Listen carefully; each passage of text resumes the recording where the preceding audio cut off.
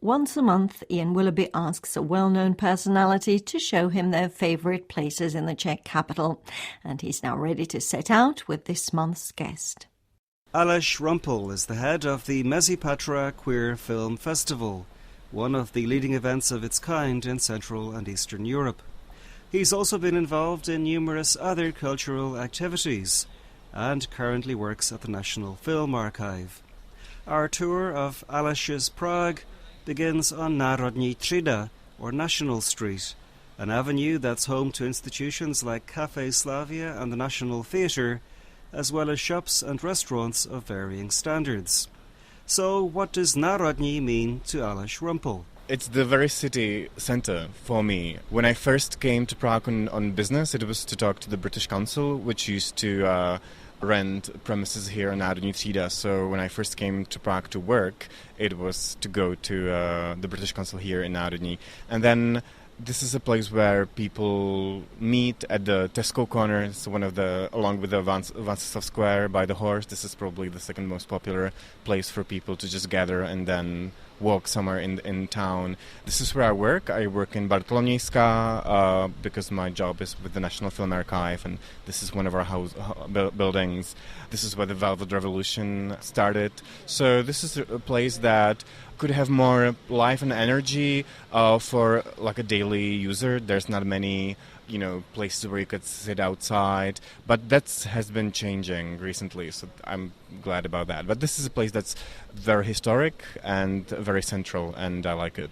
You must have been, about 10 years old when the revolution began? Yeah. Do you remember seeing Národní on TV? Yes, I do. Yeah, I was 11, and of course I remember the news reports, but I first came to Prague only in 1991. I come from a small town near Ostrava. The street name Národní means National Street.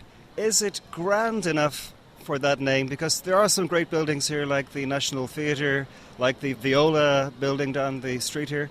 But there are also a lot of homeless people. There are some quite ugly shop fronts. I like that. It's diverse. There's the look of the street, the chaos, the traffic. There's a part of the street that has almost no life, which is next to the National Theatre and the Academy of Sciences. And then there's the upper part of the street leading to Jungmannovo náměstí is more where people shop and eat. And I like that. I think that is suitable to the name. To me, the mix almost represents Prague in general. You have the grand and the kind of shoddy. Yeah, that's true. There's a beautiful functionalist building that's completely empty because the user obviously is waiting for better times to sell it. There's a construction site where there will be a 5-star hotel that has been empty for years, and the surrounding buildings were used by graffiti artists. There's Pietro Filippi, which is a Czech fashion brand, next to the... with an Italian name? With an Italian name, next to Tesco, that has Mai in English, which is a play on Mai, May, meaning May. Word. Yeah, so it's crazy mix of everything. Are you at all aware of the efforts that people have made in recent times to kind of enliven the area beside the National Theatre and behind the Nova Scena? Yeah, around the Piazzetta, you mean. It's a great initiative. Maria Straková is in charge of the programs there, and I like a lot of the arts programs that take place there. I worked for the Prague Quadrennial, which happened 2 years back. It's a big festival of performance, space and design. And we built a project called Intersection, which was this maze of boxes for performance and installation art. And I think it's great that the National Theatre is lending that space to art initiatives. And it's not only hardcore art projects. There's bars, there was a sauna there last year. Excellent. I think it's great. From the corner opposite the main entrance to Tesco on Národní, Aleš Rumpel takes me to the nearby Café Louvre, one of the finest spots in Prague to enjoy a coffee and/or mouth-watering slice of cake. It turns out that my guide has a personal attachment to Louvre, which first opened its doors in 1902 and has had many famous regulars since. Well, I like Louvre because it's a great place. It's a good place to eat. It's also a great place for coffee. They have an amazing Turkish coffee made in Jezva, which is fun to have sometimes. And I also have a sentimental connection to Louvre because this is where I first met my partner, then partner-to-be. I was doing interview for a magazine, and he was a photographer for the magazine. So we sometimes come here just for sentimental reasons to sit at the same table. We don't do that very often, but we often come here because it's a good place to eat. They also have vegan cakes, which is not very, common in Prague.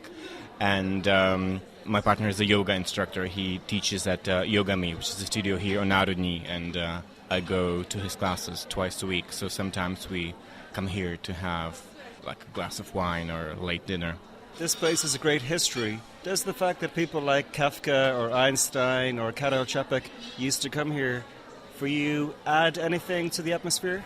Not as much as the fact that Russian immigrants who fled the revolution in 1917 used to come here. It's all written in their marketing materials, which is a little funny. But they have a long history to boast with.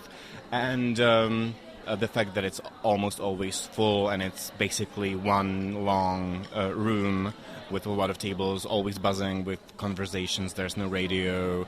It's a great place. It has atmosphere even without you knowing about the history of the place. Is it my imagination, or does this place have a greater mix of clientele than a lot of Prague's cafes? It might. I think there's some people who come here because they found the place in a tourist guide, but it's not, I think, primarily a tourist destination. I think there's always a bit of an expat community, but then you have older ladies who are coming for their cakes, young businessmen having meetings here. Apart from Louvre, what are your favorite cafes or bars in Prague? Not far from here, there's two bars that I sometimes like to go to. One of them is Era. It's a gay bar that used to be very popular with a lot of entertainment and arts people.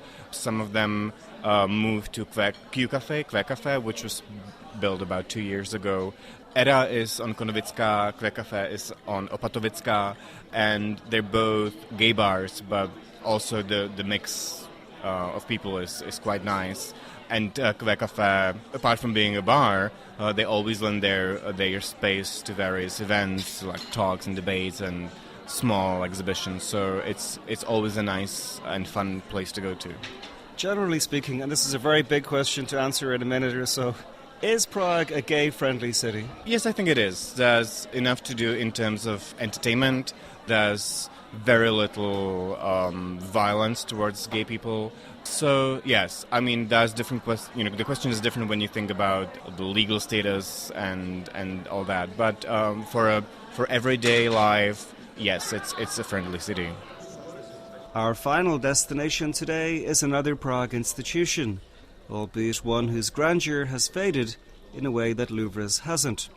But while the cafe bar of the historic Lucerna cinema could perhaps do with a little sprucing up, when it plays host to film festivals, including Aleš Rumpel's Mezipatra, it becomes one of the liveliest spots in the city. Kino Lucerna is one of the cinemas that we use for Mezipatra, for the festival, along with Světozor, which is conveniently right opposite, across the street. So this is a place where I'll spend a week of my life every year for the festival, because although we have screenings starting in the afternoon, we always meet during the day to plan what's ahead. So this, for me, is primarily work. Also, One World, a human rights documentary festival I used to work for many years, takes place here. So that would be another week of my life here in Lucerna. And during those festivals, the bar here is the place to be every night? It is. It gets really crowded. The service never can accommodate all the requests, so it can be a little frustrating. But I think it adds to the atmosphere. It's always full. Sometimes we have DJs playing, and it becomes really an attractive place to be. What is the reaction when you take directors here?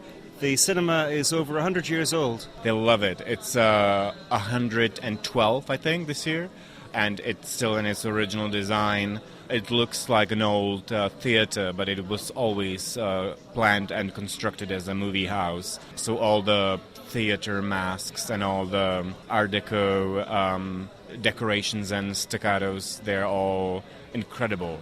And people from cities that used to have cinemas like this are always very sad when they come, because not very many survived in Europe or anywhere else. So we're very lucky to have a cinema that's not only this old, but still retains its original design, and it's spectacular. Can you recall the reaction of any particular directors who you've brought here to this place? It's always the same. They're always surprised, and they all love it. And we had people here like Todd Haynes, and they all are very jealous because it's not common. Do you know much about the history of this place? It was built by the grandfather of Václav Havel. Well, the Havels were a really influential family.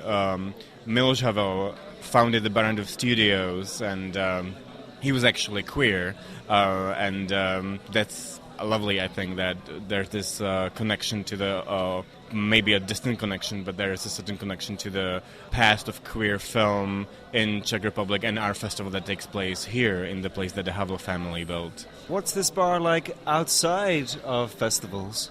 It's very different, and I think it's the people who are different. The thing about Czech festivals is that the audience, for most of them, is very young. And here at the Lucerna Cafe during the year, this is a strange mix of some tourists, taxi drivers, people who work in money exchange shops, and some old people who love Lucerna. And the atmosphere is completely different. And they also show a football match as we speak, so I think that adds to the confusion, because this is a rather glamorous place, and it's also quite expensive, but not everything is, I think, in harmony with the image of the place.